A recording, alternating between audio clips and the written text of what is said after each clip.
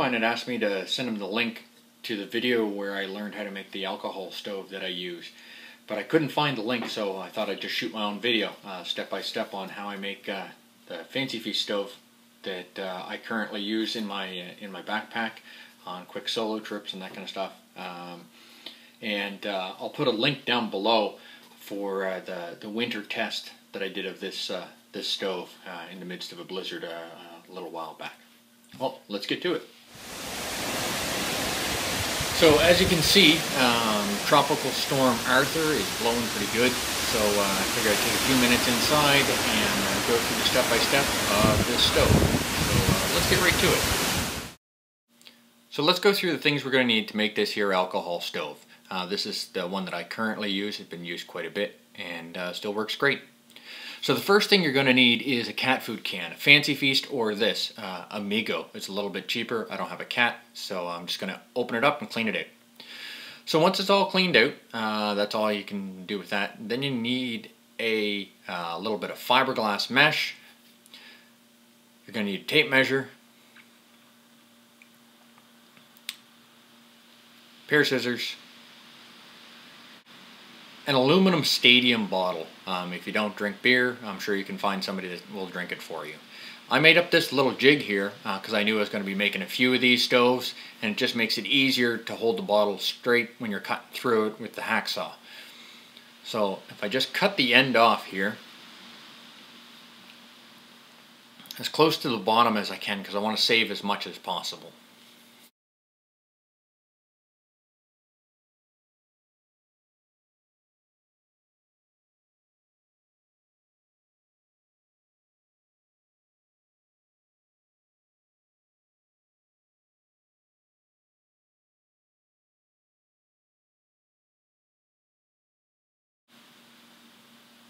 Once I have the bottom cut off, we're going to measure up 2 inches, and then we're going to cut it off again.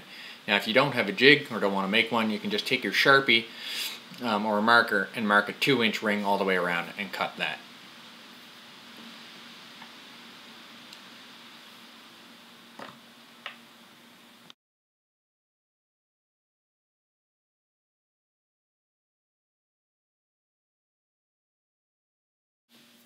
Now that you have this 2-inch piece, if you got it bent in a little like I do, just bend it back out. No worries there. And then you're going to want to take some sandpaper and clean up the edges a little bit, just so they're not so sharp.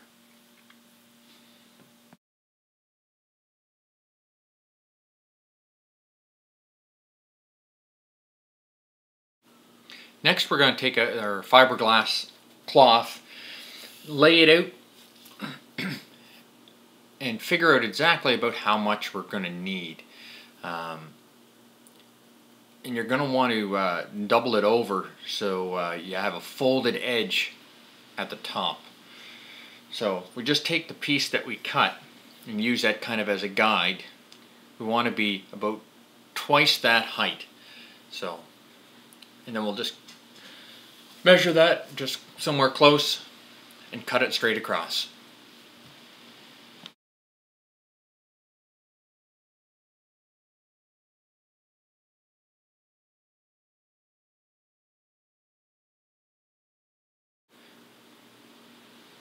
Next, we'll take that piece that we cut and we're just going to fold it in half.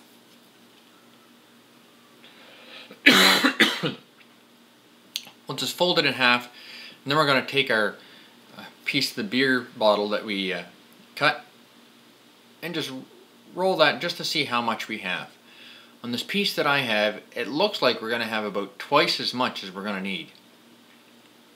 So I'm going to fold this in half again and just real quickly cut it in half and put that 1/2 away for the next stove I build.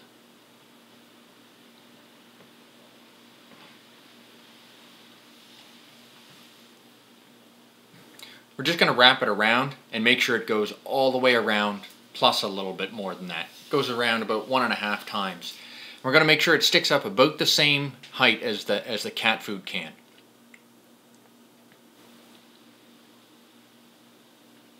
If you take a little piece of masking tape and tape the starting edge of the fiberglass onto the can at the same height as the cat food can, and then wrap it around, it's easier to get it nice and tight.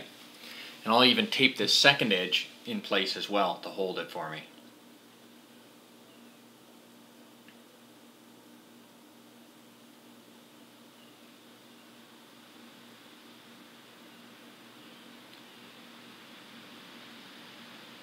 Once that's taped nice and tight around there, you can just take all that extra and just poke it up through the center.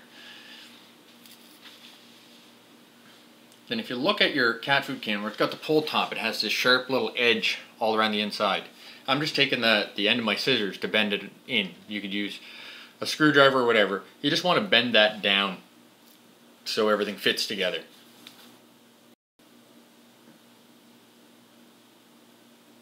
So now, very carefully, you should be able to just squeeze this inside.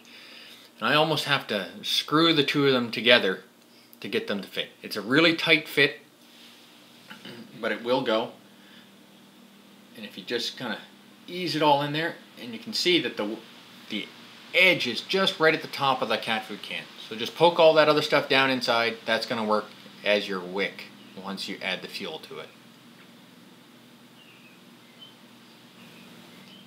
Now I'm just going to sand off the top of this, make it a little bit smoother, just so there's no sharp edges, because the last thing you want to do is cut yourself on this while you're using it.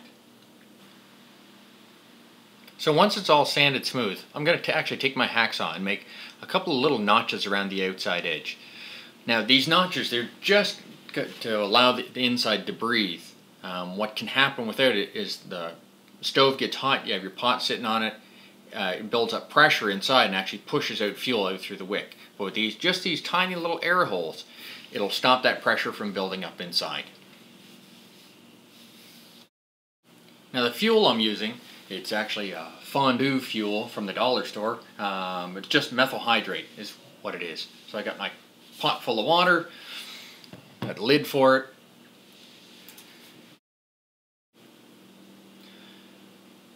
So I'm just going to add 3/4 of an ounce of fuel just for this demonstration.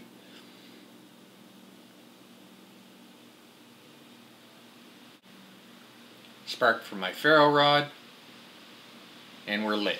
You can light it in the inside, and then when you see the flame starting to come up around the wick, around the outside edge, you can see the flame all the way around the outside edge, then you can set your pot on.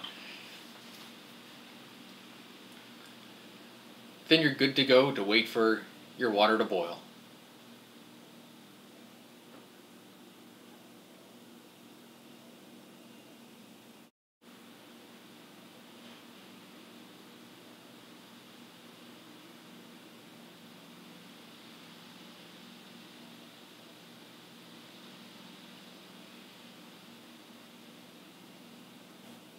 So now one thing, if you're using this stove outside, it's really hard to tell if it's still lit.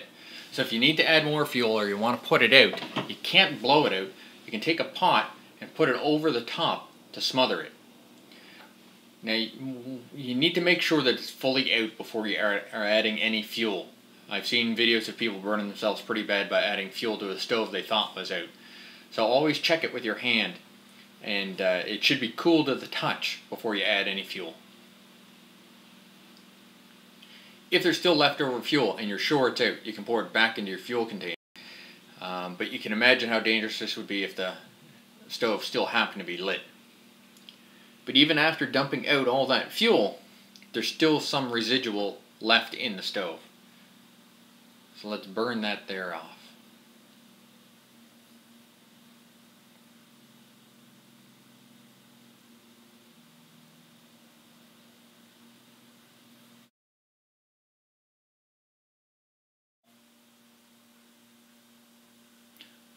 Well, that's my Fancy Feast alcohol stove made from a cat food can, an aluminum stadium bottle, and some fiberglass.